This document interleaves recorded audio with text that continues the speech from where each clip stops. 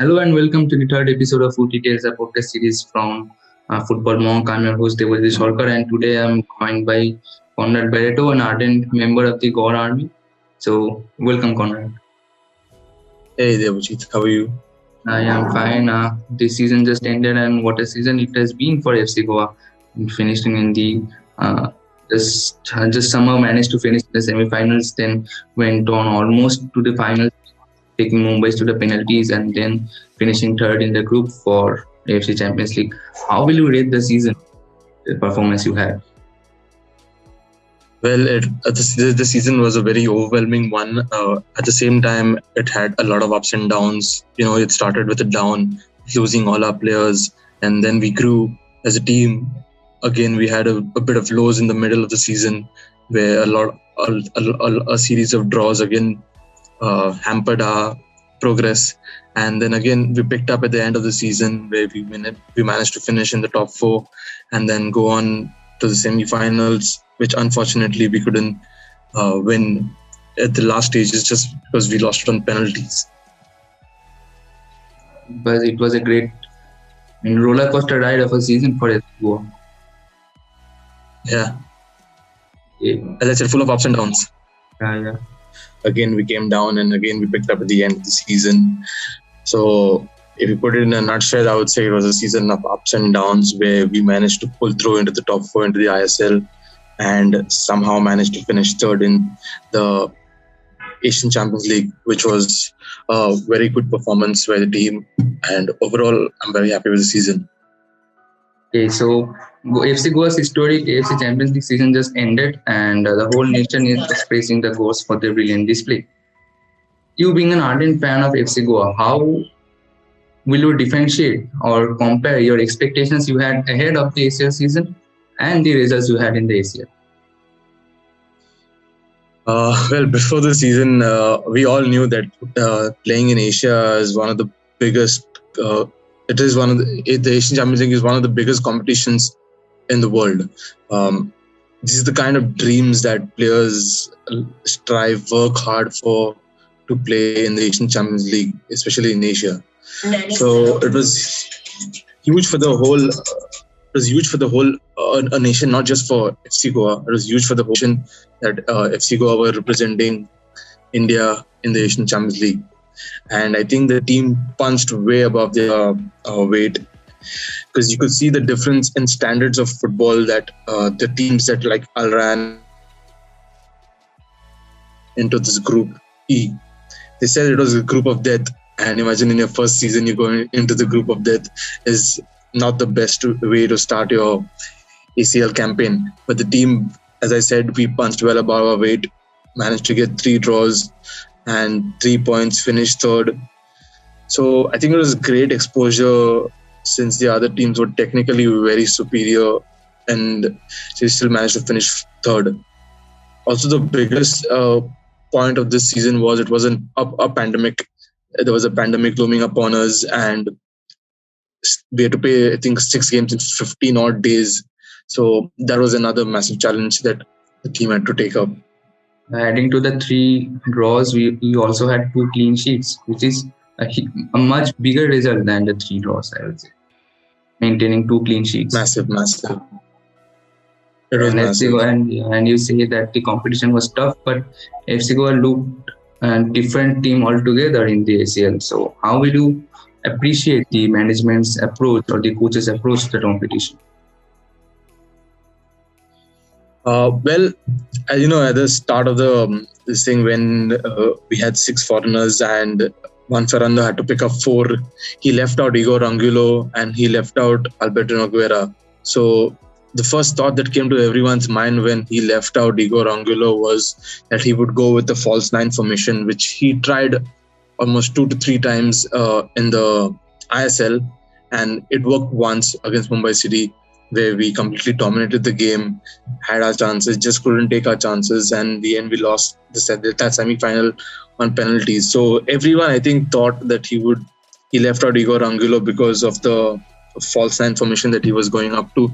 But to our surprise, he came up with he came up with Ishan Pandita in the lineup in the first game, So he stuck to his philosophy of having a very strong defense, first of all, and having the lone striker up front.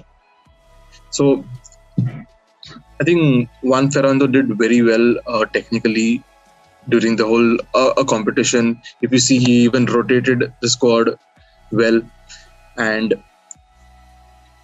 our expectations were to get at least a single point in this whole group, but we came up with 3, and it was great. It was a really feeling. If I speak, Juan was also brave enough to let out the highest assist provider and also the highest scorer.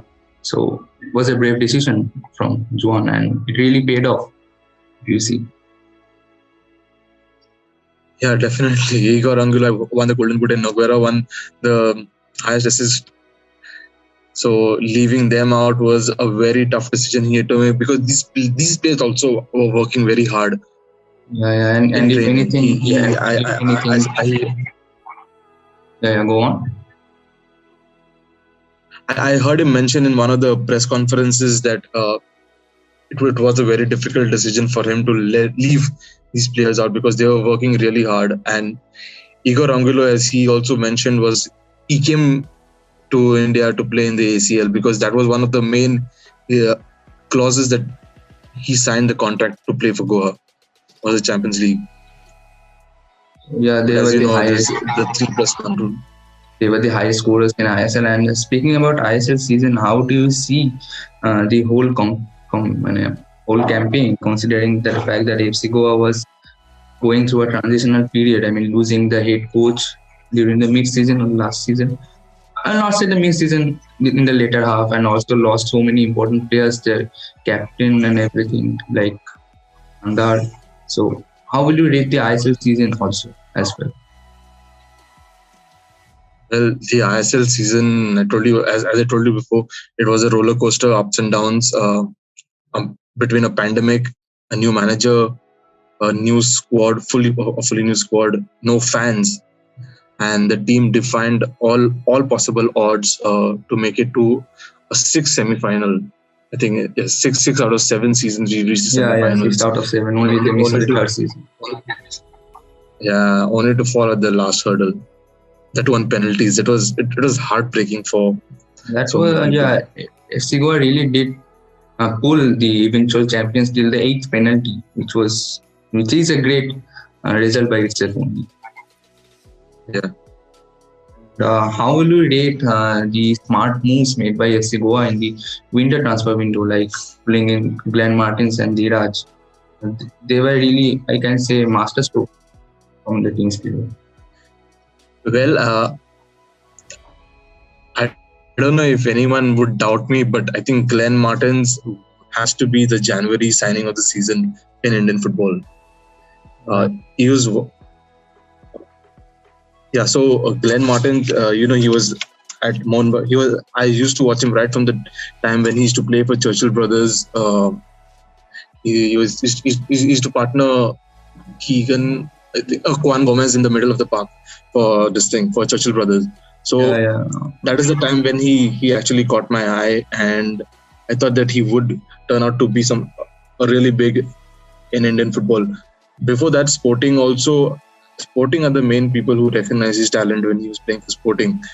And when he went to Mohun Bagan, it was shocking because he was always on the bench. He was not getting any chances. So FC Goa found the perfect replacement for Lenny Rodriguez, if you tell me. Glenn was young, he's hungry, he's energetic, and most of all, I think his main attribute is that he's hardworking. He just never gives up. You can see him running everywhere on the pitch. He's there. He's the perfect B2B player right now in the team for me.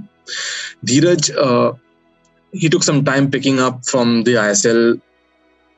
He made a couple of errors in the ISL, so which a lot of people gave stick because Nawaz was really in good form, and I think not signing a contract probably pushed him to the bench, and Dheeraj had to step up. So he did make a couple of errors in the ISL, but he really stepped up in the Champions League. He, In he fact, made up. He made I up think those he faced figures. almost 30 shots and He made up. he faced almost 30 shots. Yeah. Almost 30 shots he saved, and which he saved 90% of those. And He made he the got 3 man of the highest matches. number of saves also in the group Yeah, stage. and I think he even got 3 man of the match awards. So he really stepped up in the Champions League. I think both of them were brilliant signings. Even Amarjeet also is one for the future. He's also a very good, talented centre midfielder. So yeah, I was really happy with the signings. Everything happened in the middle of the pandemic. So, do you feel? I mean, you obviously feel, but do you feel that how can the fans could have made a difference in the FC Goa's campaign? Yeah, of course, the fans are always the team's 12th man, and see, a Champions League campaign or an ISL campaign, if you see, the games are played at home and away, right? So here what happened was everything was in a bio bubble in one location. It's like playing a normal football tournament somewhere. So in my opinion, a football is nothing without its fans. So I honestly wouldn't even consider this season if you go to see, because it's absolutely nothing. I've seen the Champions League. I was working there and I saw the football that was being played without fans. It just looked like a normal tournament that is happening. It didn't look like a Champions League competition. It didn't look like a Indian Super League tournament, and the pleasure of having home fans behind you on a Champions League night is something different. It is supposed to be something different, and FC Goa sadly did not get to experience that because of the pandemic. So yeah, it would have made a massive difference having fans, not just home. The Gaur Army has traveled to every FC Goa game, home and away, since its formation. We've not missed even a single one, not even in the Super League. Sorry, the Super Cup. Not even in the Super Cup. And we had every plan to travel to wherever the team played in the Asian Champions League as well. And it's very unfortunate that we couldn't be there for the team. As you said, you are a part of the operations team. How big a learning experience was it for you for being a part of the operations team for the Champions League? I really hope I don't have to do something like this again in a COVID situation, because it was not challenging because the fans were not there. When there are fans, every competition, organizing every competition is challenging. But without fans, it wasn't as challenging as it should be. But the COVID part of it, whoever was handling the COVID situation, for them, I'm pretty sure it was really challenging, and I really hope they don't have to go through something like that again. Overall, it was a very good experience being part of a Champions League tournament. Of course, it's one of the biggest competitions in Asia. So, yeah, I've created a new network, met a lot of people. So that's about it, I think, for me.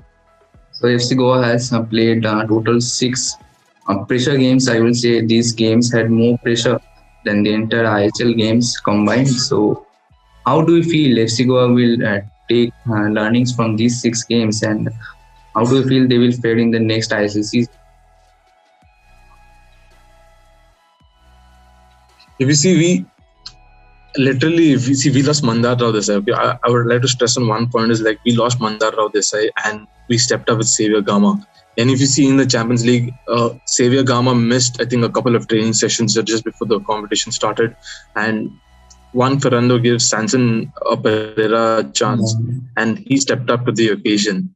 So you see the players, all of them have stepped up to the occasion. They have not set back from the disappointment of last season and even from the ISL and affected their performances. Whoever was there from the previous season of Sergio Lobera, they have all stepped up to the occasion to replace the players that we have lost.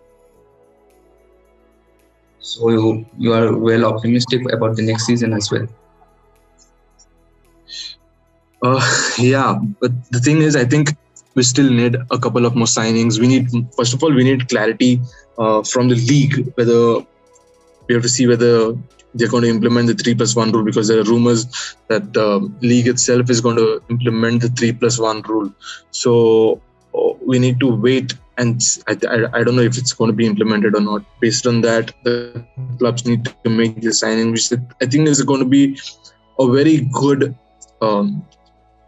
change for the league itself, because a lot of Indian players are going to get more chances. Even Mumbai City, in fact, will get a lot of experience of playing with the 3+1 for their Champions League campaign. So, of course, I'm very optimistic.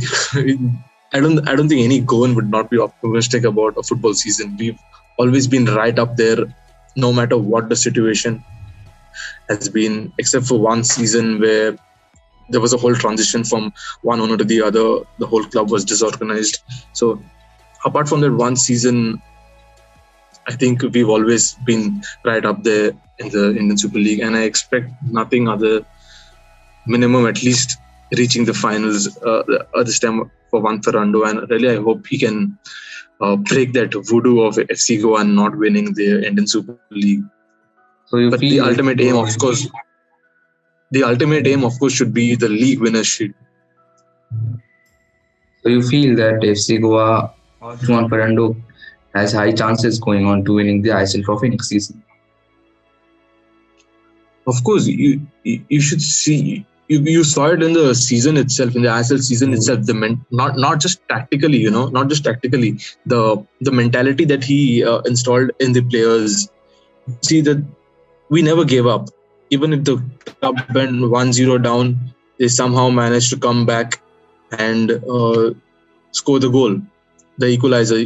The amount of late equalizers that we've scored, I think, if I'm not mistaken, we've come back from a goal down or something for almost 11 occasions. And the team is unbeaten in a row for 15 games in the Indian Super League. If you take the ACL, it was 17 games in a row, which is huge for Indian football. Almost equal to an entire season. Team. Yeah, 17 games almost equal to an entire season. So it's not just a tactical this thing that Juan Ferrando has brought to the team. Even he's brought that mentality of not giving up into the team. And I think if we convert our draws into wins next season, there's no catching us. And most of the comebacks were led by Ishan Pandita, who has signed a new contract extension, which will keep him in FC Goa for one more season. So, your thoughts on Ishan? I think Ishan Pandita has still a lot to learn. I was surprised that he got picked into the national team just for the small cameos. But yeah, he is still young. He has a lot to learn. He is very energetic. You could see one of the main reasons why we did well in the Champions League was Ishan Pandita's pressing in the first game. He was relentlessly pressing like anything up front. And that was one of the main reasons we managed to keep Al Rayyan and Al Wada from scoring against us. So Juan Ferrando also, in his one of his press conferences, when someone asked him why he was not starting with him, he said Ishan had still a lot to learn, not just about being a striker, not just about scoring goals, but the timing of the press, the times when we have to overload and all those situations. So yeah, I think Ishan is a great prospect. He's learned football in Europe. He's trained in Europe, so that is an advantage for him. And training under Juan Ferrando will only bring out the best in him, I feel. But yeah, he still has a long way to go. Okay, that's enough for the day. Thank you, Conrad, for joining in.